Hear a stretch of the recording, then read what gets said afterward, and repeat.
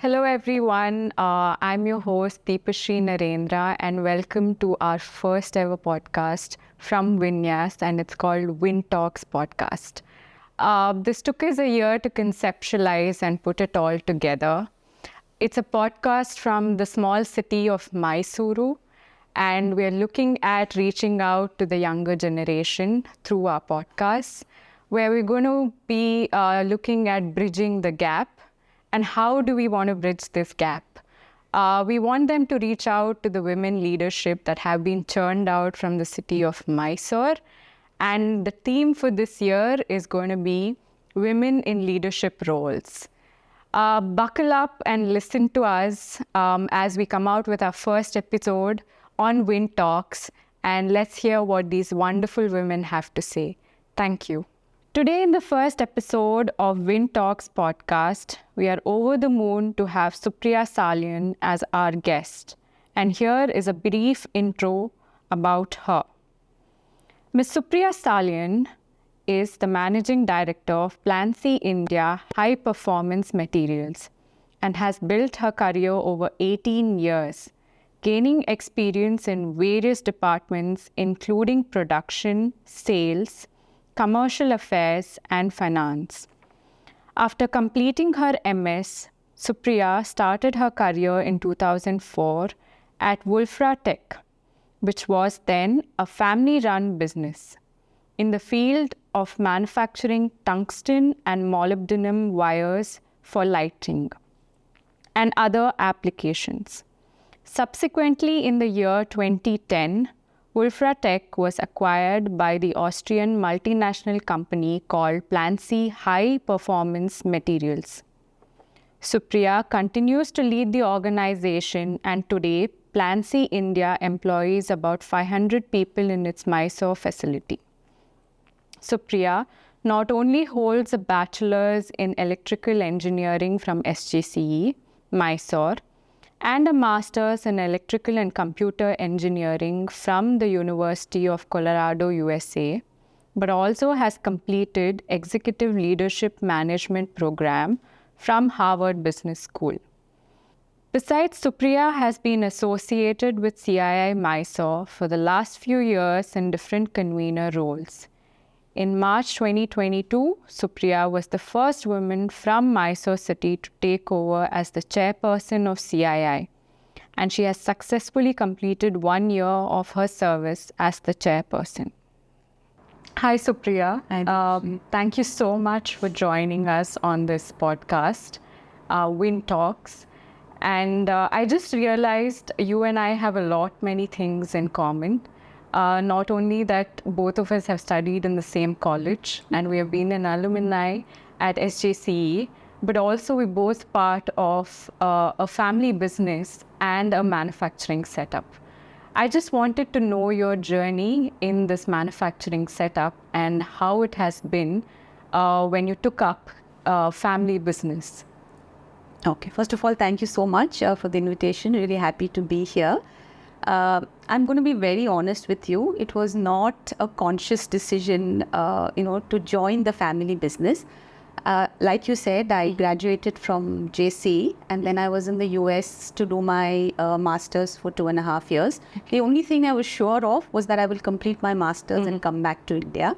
And at that point, VLSI design was something that was very in, and that's what I had done my master's in. Okay. And my idea was to come and look for a job in that field. Okay. When I came back, I decided 6 months was to getting married. I will stay at home and then move to Bangalore to get with the job. Uh-huh. And I told my dad, instead of sitting at home for 6 months, can I come and do something with you in the factory? I have grown up seeing this factory. I've spent a lot of my summer vacations in the factory doing little jobs.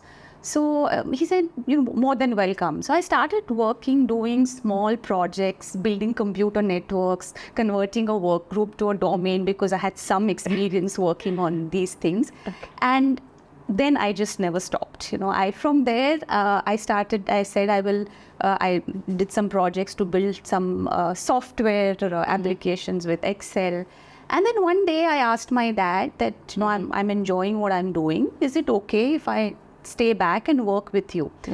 Me having completed my master's in engineering, I thought my dad would be very welcoming and say that, I'm so happy that you will work with me.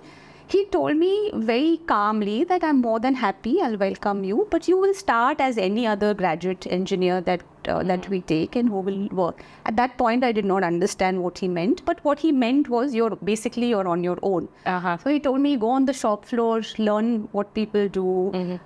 If I didn't come to work one day, I had to fill out a leave card, and my salary would be deducted. So I really started working hands-on in different departments. I would enter orders, I would pack someday, I would write labels someday. And honestly, at that point, on some days, I used to question myself, what is it that you're doing, and why are you doing this?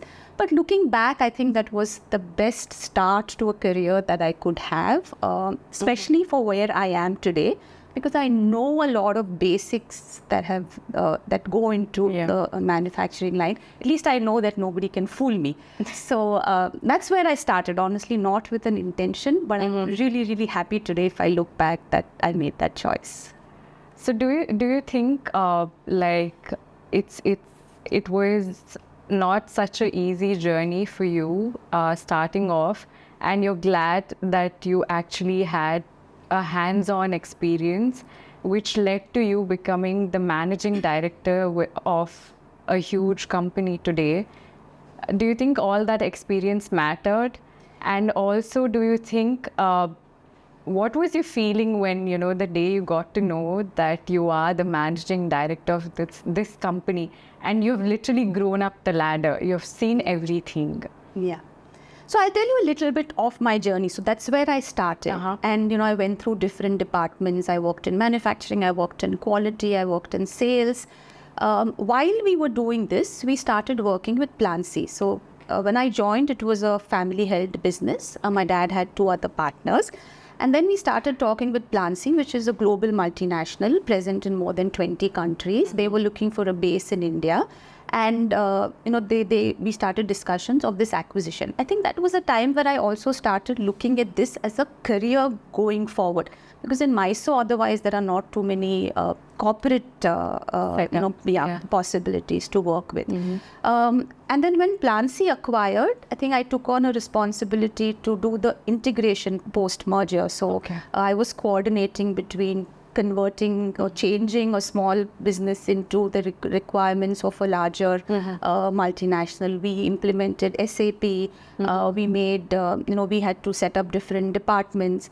After having done this for a few years, we were looking out for a CFO. So we said, okay, now we're a larger company. We need to recruit a CFO. I went back to PLANSEE. I said, wait, will you give me this opportunity if I'm interested? And they interviewed me, and I went back to school. I did a short-term course at IIM to learn, the basics of finance. I didn't have to do bookkeeping, but at least to understand what's involved in accounting. And I did that for a few years. After having done that for a few years, I think that was a time where we also started discussing that at some point my dad will retire, and that I will have this opportunity or this position open. So then I started rotating. I finished, I was heading as the CFO for a few years. Then I went to work as the head of operations. I was a COO for the next 4-5 years. And then it was a time when my dad decided to step down, and they said that you have worked for so many years. We would definitely like to have you on board and continue as the managing director. Now, before I did that, I said, okay, I'm going to take a step back again. And I went back to school. I did a 1-year leadership program at Harvard Business School. And I think that tremendously helped. And having done, looking back, I said, okay, now I've worked in different areas. I have this leadership management course with me, and I'm all ready to, take on the managing director's post. There were 2 things that were worrying me. One is my dad had run the company for 30-35 years in a particular way, and I am very different from how he is, and it's a change in leadership, it's a change in leadership style, and we were also going through a lot of ramp up and expansion at that point. But nonetheless, I think I was extremely excited. I was definitely nervous to start a new journey. What I told, I mean, when I gave my first talk before I took over, I told the people that I am definitely a chip of the block. I mean, my values, my, everything that I've learned is from my father. I've worked with him for so many years. However, there is a change and there's going to be a change. And we all are a part of this change. So I think extensive communication is what really helped me to take on the role. But I'll share a small story with you. It was hardly a week, 10 days, I think, since I had taken over with all my enthusiasm. And a week later or 10 days later, I received a call from the shop floor that there has been an accident and they wanted me to be there. Okay. And when I went there was this young boy, maybe all of 25, 26, who had managed to cut through a saw through his leg, and he was lying in a pool of blood. And then there were 20 people looking down at him. I mean, looking, since he was lying down, looking at him, and then looking at me for a solution on what. I think that was the moment I realized what leadership actually meant. You need to have that courage, first of all. You're scared yourself looking at what is happening. And yet you have to keep your fear aside. And your responsibility at that moment is to take a decision for this group of people who are depending on you, who need your attention. And I think from that day, inside me, a lot of things changed. So, sometimes you have to go in, shut the door, cry your heart out, put on your makeup back and come on, because you do have a fear. Yes. But you know that you need to stand up for your people and be there, take decisions. I think that was one of my first experiences as the managing director. It was really nice to listen to the fact that you were so open to express about the fears that you had when you were on the job. But being a mother, being a wife, being a daughter, and now an MD, have you made any sacrifices in your personal life or in any front for just your career? So honestly, Deepashree, I am against this word sacrifice. To me, sacrifice would mean I'm giving up. I'm giving up something for doing something that I'm not enjoying. In my case, I really enjoy what I do. I think for me, work is really beyond work. I love interacting with people. I have the opportunity to work with and talk with people on the shop floor and to make a difference. So I really enjoy what I do. Having said that, it's definitely not easy. I think my life is very different from a lot of other lives and I think a lot of it is based on conscious decisions and choices. I travel a lot with work. My work takes me on extensive travels. Yes, there have been occasions where I missed my daughter. I mean, I miss my daughter's birthday pretty much every year because we have a global meeting. I've had to miss some of her school days. But I also feel that as women, we don't accept that we are also enjoying doing the other thing. And I think it's the guilt that a lot of times makes us feel that I'm sacrificing something. It does take a toll on everybody. I think it's not, you don't feel guilty all the time because somebody makes you feel guilty. I have extensive support from my parents, from my in-laws, from my husband, from my daughter to not make you feel, or from my husband to not make you feel guilty. But I think as women, we tend to feel guilty. So yes, my life is very different. I can't attend the lunch many times in the afternoon, or I miss family functions. But I equally enjoy what I do at work, and gives me a lot of fulfillment and satisfaction. So I don't look at it as a sacrifice. You spoke about sacrifice, and now just switching subjects. Have you ever made any mistakes on the job? And do you think making mistakes are very important so that we learn something out of them? Or do you think that as managing directors or someone on such a top position are not supposed to make mistakes at all? Yeah. One, I think, it's always easy to do post-mortem looking back and say that. I think we always do it with history, right? That this was wrong, that was wrong. So even with a person yourself, I can look back and say this was wrong, that was wrong. But when you're doing something, the circumstances are very different. So a lot of times, I think leadership position, you're expected to take decisions. A lot of times I go back and tell my daughter that I have decision fatigue, right? You're constantly having to take decisions. Yeah. So yes, you do get scared when you have to take a decision. You do get scared when you especially have to take a decision when it involves maybe 550 other people. A year after I took over was when COVID happened. And I think this was a time when we were all living with fear every single day because we did not close down our operations. We work as essential services. So knowing what the risks are, you have at least 350 people who come to work every day and go back. You have the risk. You feel at least the responsibility of these people. So definitely you feel get afraid. But I think it's very important to acknowledge that you're getting afraid and accept that you're getting afraid and talk about it that you're getting afraid. I talk to my management team sometimes that, okay, this is a decision that maybe did not go as we expected. Maybe we made a mistake. What can we learn from it? So it's very important to not push yourself with the pressure that, you have to always be right.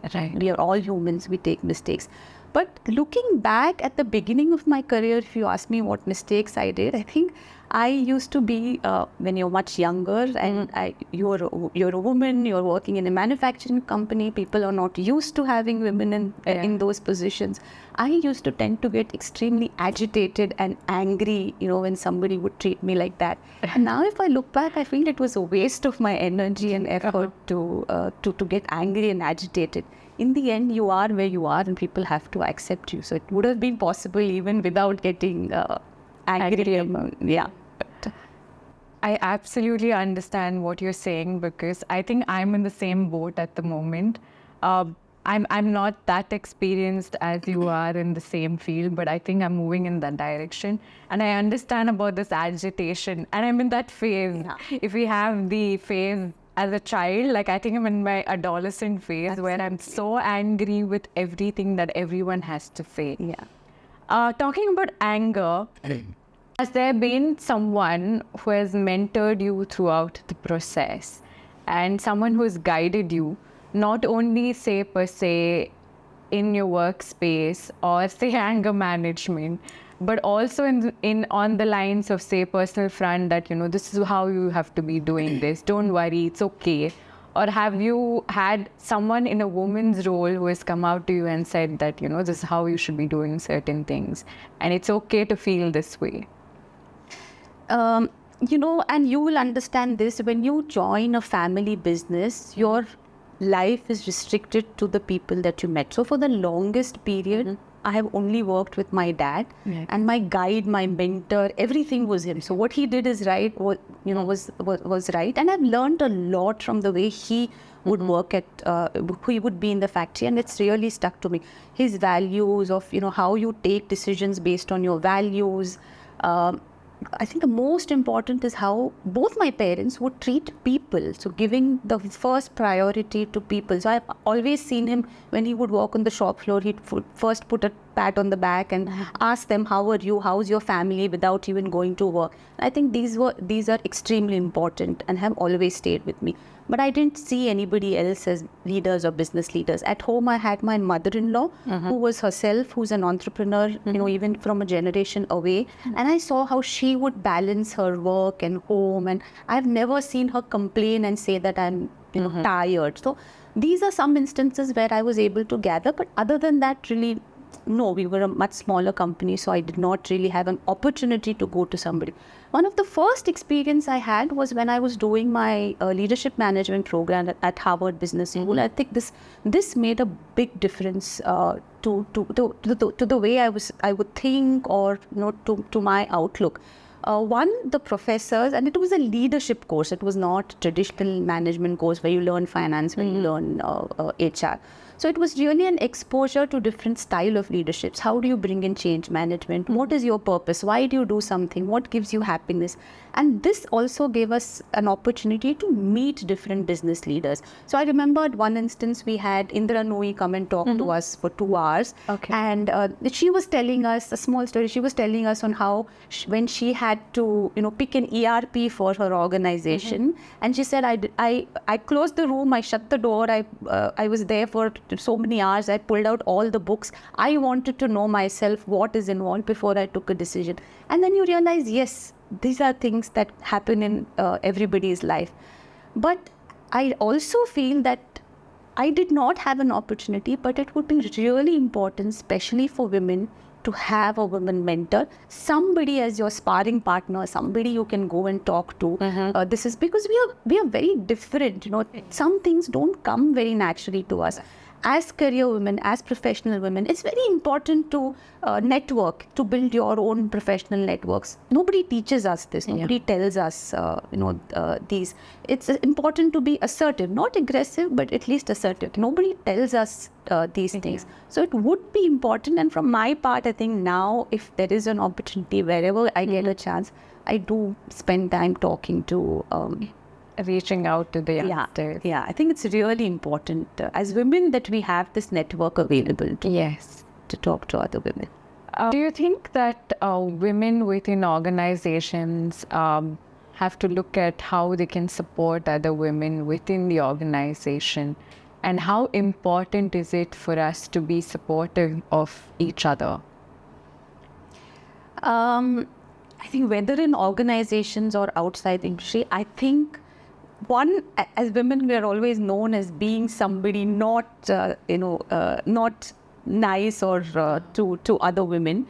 I think it's very important that as women we come together, and as organizations, I think simple things that we can do is to create a culture or an environment where we stand up for each other. We do it in different ways. There could be just community that we form in the organization, and when we do, we call that, let's say, a women support group. It doesn't have to be only women. Anybody is welcome to be a part of it.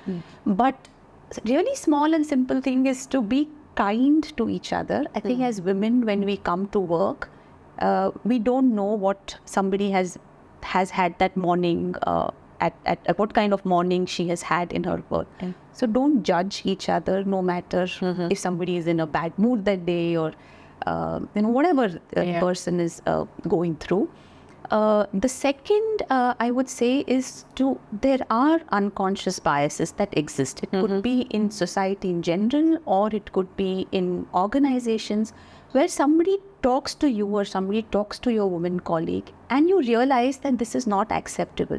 Don't let it pass. Stand up, stop that right there. It may not be that the person saying it is doing it intentionally, but if you don't stop it, it will continue. So don't let it continue. Stop and make people realize that this is an unconscious bias and it troubles me, or it hurts me from doing. Third is, I think, to simply be there for each other, to share. I may have a skill. See, as women, we don't focus on specifically developing our professional skills. It could be how I stand up and talk. It could be how I can manage my finances. And there is somebody in a group of, if you have 25 women, there are maybe 2 who are skilled in something, and another 2 who are skilled in something else. Something simple that we can do is simply share our knowledge with each other. So stand up and support each other. I think it's really important for us as well. I think that's a good thought that all of us need, and I think that's something we all need to imbibe within us when we work with a lot of fellow women within the organization, and also not stand just let it pass and not stand by the other person. And stand up for them and talk and see wherever I think you were so right when it came about talking about the fact that we generally let it pass, and we think, why should we get involved in something like this? It's their headache. Why should we do something about it? On the same thought, how important is it for women to be in leadership roles within an organization? And do you think all of us need to, like you said, let's see how someone has a particular skill and how can we imbibe the same? Do you think the skill sharing would help us grow up the ladder in an organization? Absolutely. I think, first is not every woman has an aspiration to be in a leadership role. It's a choice. It is difficult, and it's a choice that we make. But once we make this choice, it is definitely important to work on yourself to get there. And we talk a lot of women empowerment, right? And I personally don't believe that, at least the kind of women you and I and maybe a lot of listeners of this are, we are entitled to be where we are. We've got education, we've got opportunities to take decisions for ourselves, which is not everybody has. So at least if I restrict to this category of women, I don't think we need somebody external to come and empower ourselves, to empower us. But it definitely should come from us, how we empower ourselves. It could be in gaining skills, it could be in building professional networks, to do things which are outside our comfort zone. It's not, it takes a little bit of shaking to get out and do that.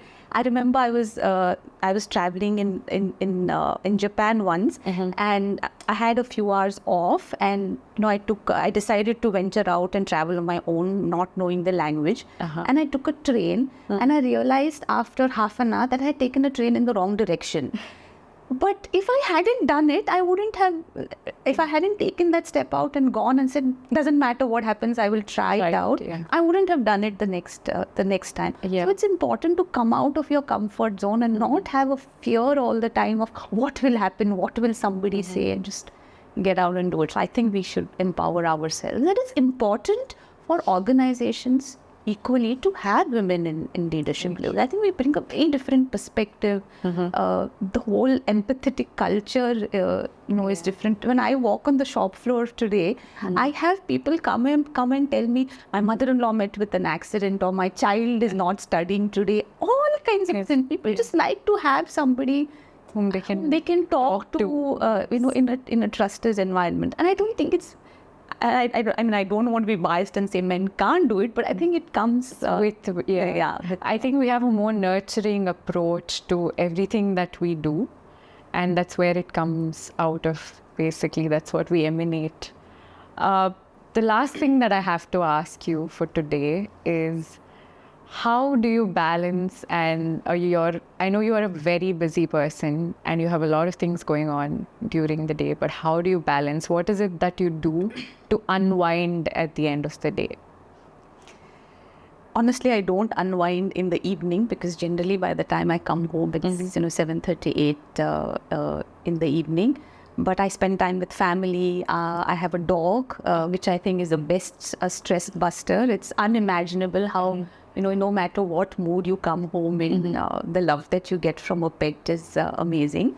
But I also spend an hour in the morning, at least, on myself. So my day starts early. I wake up at 5, and I go out. It's my form of meditation. It's very, and I find it very difficult to sit in a place to meditate. But I go. We're blessed to be in Mysuru. Yes. So I go for a walk, long walks, 1.5 hours I spend, or I go to the gym, or I work out, which is like a big stress buster for me, and to start the day. I read a little. Basically, I really enjoy what I do. I get a lot of energy from what I do, spending time with people. I get exposure to a lot of different works. I work in a global environment, so I get to interact and talk to a lot of different people. I get to travel. So I think as such, I get a lot of enjoyment out of the work also that I do. We run a school under our CSR initiative. We run a school which has about 200-250 kids. Sometimes I love to go and spend time with the kids there and listen to them sing or talk and interact with them. So it's just small day-to-day things that help you take away the stress, or forget something that you otherwise end up stressing about. I think, Okay. What is your thought that you want to share to young women out there from the city of Mysore who are looking up at, I think, global women leaders out there? But when we have someone within our own city, what is it that you want to tell them when they're so confused about what career choices that they have to make, if they have to do engineering, if they have to do something else. They're so confused, so many thoughts out there. What is it that the one thing, the one mantra that they need to follow? I would say enjoy every part of your life. Our life is made up of decisions. If somebody asked me today, why did you do engineering? I don't have an answer. Really, I think somebody told me do engineering, so I did engineering. But I think we tend to put a lot of pressure on ourselves that I have to do it and it has to go all right, and what will be. I think stop worrying what people will think about you. You make a mistake, you know you have to correct your path, choose or make another choice and continue going ahead with what it is. But the other thing I would say is don't give up. It's not easy on days you feel. Sometime back I was talking to this young girl and extremely accomplished in terms of her education, and she was telling me that I sometimes see my friends, they are happily married, and I feel, what am I doing? There are instances where you feel that about what I'm doing, what I'm going, is it worth it? Don't give up. These are temporary situations that you that you are facing or that you will go through. And I'm a firm believer that true empowerment will only come when you're financially independent, whether you like it or not like it. So don't give up and keep going. You will get there. Thank you so much, Supriya. It was such a fun time talking to you. And I think I've learned a lot of things today. I would say that I've seen a good mentor in you for myself, and I think I would reach out to you sometimes real soon and talk to you about what I go through on certain days. I think you've been through that phase already. Like I said, I'm in the angry phase at the moment. And make use of the angry phase. And I will reach out to you on this. Thank you so much. My pleasure. And thank you for spending time with us. Thank you. Really been nice talking to you, and thank you for having me here. Pleasure. Thank you all for tuning in to VinTalks, and stay tuned as you will get to meet more women entrepreneurs on our coming episodes.